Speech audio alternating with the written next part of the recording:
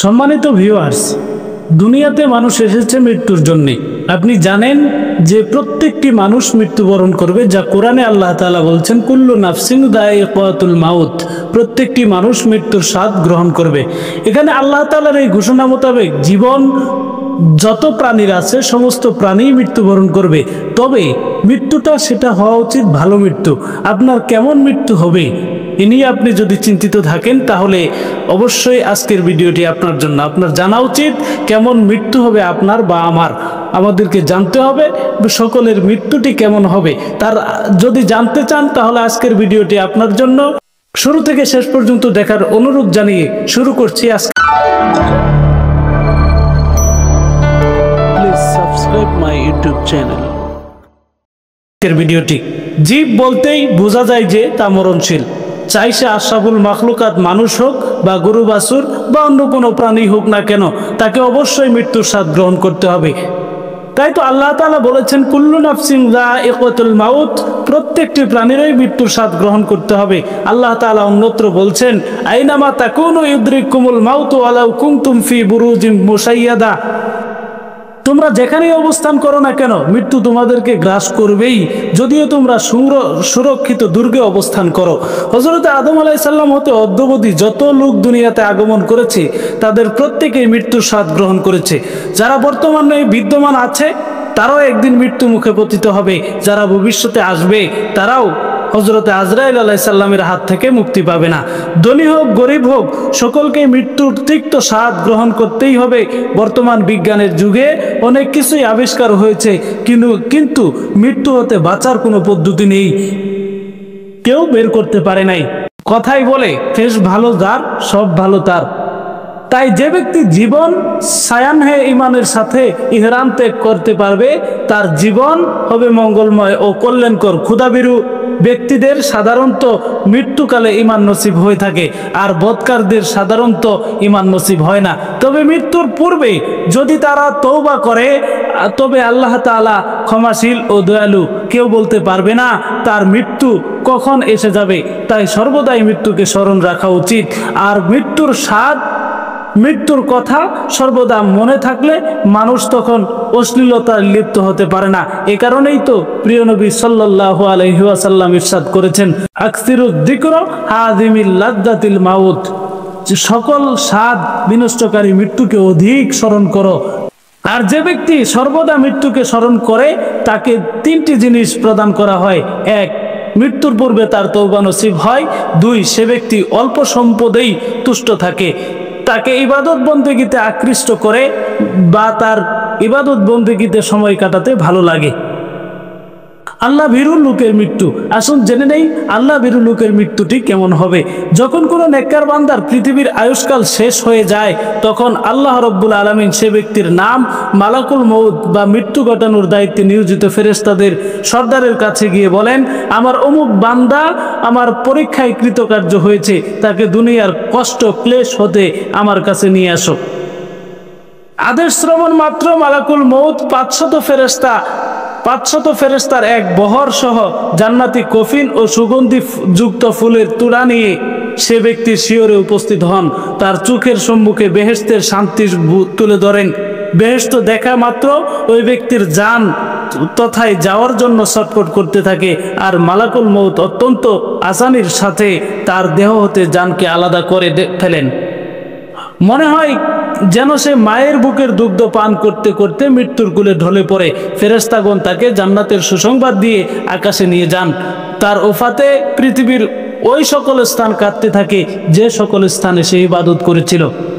রূহ আল্লাহর দরবারে গিয়ে সিজদাবনত হয় এবং সাথে সাথেই তার ঠিকানা জান্নাত নির্ধারণ করে তাকে জান্নাতে পাঠিয়ে দেন মহান আল্লাহ রব্বুল আলামিন। অপরদিকে যখন কোনো ক্ষুধাদ্রোহী লোকের দুনিয়ার আয়ুষ্কাল শেষ হয়ে আসে তখন আল্লাহ তাআলা মালাকুল মউতকে ডেকে বলেন, আমার ওই দুশ্মনকে জিনজিরাবদ্ধ করে নিয়ে আসো। নির্দেশ পাওয়া মাত্রই মালাকুল মউত হুকুম তামিলের জন্য মালাকুল মউত ভয়ঙ্কর রূপ ধারণকারী 500 ফেরেশতা সহ ওই বদকারের সম্মুখে এসে উপস্থিত হবেন, যাদের রূপ দেখলেই এমনিতেই মানুষের হৃদয় শুকিয়ে যায়, আর তাদের হাতে থাকে জাহান্নামের অগ্নি দ্বারা নির্মিত বিরাট কঙ্করযুক্ত লৌহদণ্ড, যা দ্বারা তারা ওই বৎকারকে সজোরে আঘাত করবে। আর এই আঘাতের কারণে সে বারবার জ্ঞানহারা হয়ে পড়বেন। এমনিভাবে রূহকে একবার পায়ের গোড়ালিতে আটক করে ভয়ানক শাস্তি দেওয়া হবে। আর এই রূহ কবজের সময় তারা এত কষ্ট হবে যেমনটি হয় জবেহ না করা ছাগল হতে চামড়া ছাড়ানো হলে। আমরা আল্লাহ তাআলার কাছে এই ভয়ানক শাস্তি হতে আশ্রয় প্রার্থনা করছি। হে আল্লাহ, তুমি আমাদেরকে তোমার নিরাপদ আশ্রয় দান করো, আমিন। মৃত্যুর সময় ইহলৌকিক কোনো কঠিন বিপদ আপদের সম্মুখীন না হয়ে যদি রূহ কবজ করার যন্ত্রণা পেতে হতো, তাহলেও সে যন্ত্রণার ভয়ে মানুষ দুনিয়ার সকল আনন্দ ত্যাগ করা উচিত ছিল। কারণ যদি মানুষের মধ্যে এ ভয় থাকে, কোনো ডাকাত দল এসে যে কোনো সময় আক্রমণ করে তার সমস্ত ধন সম্পদ নিয়ে যেতে পারে, এ ভয়ে মানুষ দুনিয়ার খানা খাদ্য ঘুম ত্যাগ করে ফেলবে। কারণ কখন ডাকাত আক্রমণ করে বসে, অথচ ডাকাত আক্রমণ করার কোনো নিশ্চয়তা নেই। কিন্তু মৃত্যু অবধারিত এবং যে কোনো মুহূর্তে আসতে পারে, এতে কারো কোনো সন্দেহ নেই। এই ব্যাপারে পবিত্র কোরআনে উল্লেখ আছে, প্রতিটি আত্মাকেই মৃত্যুর স্বাদ গ্রহণ করতে হবে। কিন্তু মানুষ দুনিয়ার মুখে এতই বিভোর যে মানুষের মৃত্যু সম্পর্কে কোনো ভয় নেই। মৃত্যুর সময় যখন প্রাণবায়ু বের করা হবে, সে সময় যে কষ্ট হবে, সে কষ্ট তলোয়ারের আঘাতে টুকরা টুকরা হওয়ার কষ্ট হতেও অনেক কঠিন। আবার কারো মতে শরীরের কোনো অংশে আগুন লাগলে যেরূপ সমস্ত শরীর কষ্ট অনুভূত হয়,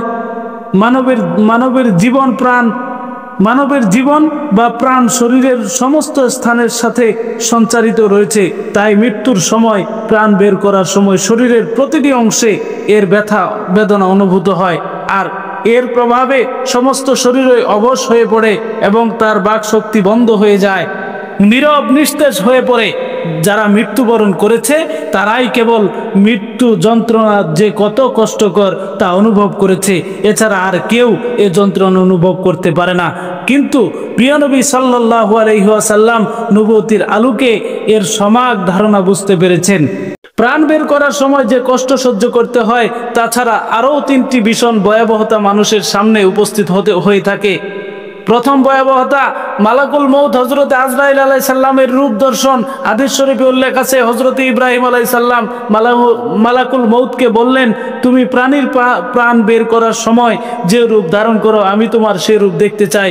মালাকুল মউত উত্তর দিলেন, আপনি সহ্য করতে পারবেন না। হযরত ইব্রাহিম আলাইহিস সালাম বললেন, তোমার সে রূপ আমাকে অবশ্যই দেখতে হবে।